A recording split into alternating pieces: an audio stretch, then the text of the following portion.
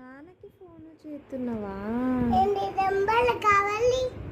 Number ఎవరిది అది? నాన్న నెంబరా? నీకు తెలుసా ఎలా ఫోన్ చేస్తారు నాన్నకి? అవునా? వీడియో కాల్ చేస్తున్నావా? అమ్మో,